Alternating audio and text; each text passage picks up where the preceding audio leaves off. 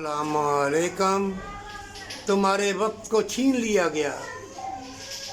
तुम्हें प्लाजे, बड़े बड़े खिलौने वाले मकानात और बड़ी बड़ी चमक दमक की चीज़ें दिखा के तुम्हारा वक्त चुरा लिया जाएगा और तुम्हें अल्लाह की याद से महरूम कर दिया जाएगा।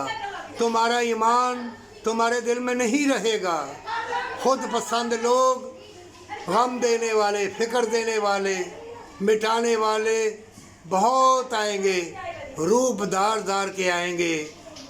ना आजकल के वक्त में हाफ़िज़ कुरान है तो वो मेरे सब्सक्राइबर चुराए जा रहे हैं, बरसों से लिए जा रहे हैं, 10, 15, 20 लोग दिए जा रहे हैं, वो चुराए जा रहे हैं। चुराए जा।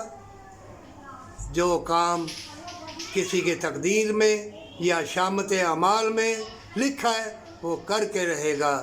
ऐ ईमान वाले, इन फितरों के दौर में जहाँ बेहयाई, मकर फरेब, झूठ के पैरे लगे हुए हैं, अगर वहाँ तो जन्नत ले गया, बरकत वाली कमाई के साथ सईदा रेज़ हो गया तो दरवेश जान ले। इतनी सी ज़िंदगी कुरान में है, धोखा फरेब है और ज़िंदगी ख्वाब है।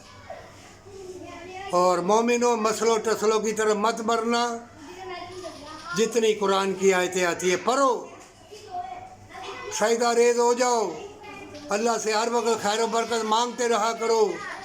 खाने पीने वाली चीज़ें भी जहर आलूद, हर चीज़ तुम्हारे अंदर जाके तुम्हें मिटा देगी। तुम्हारा ईमान, उल्फत, प्यार सब कमज़ोर कर देगी। ना दीन के रहोगे ना दुनिया के।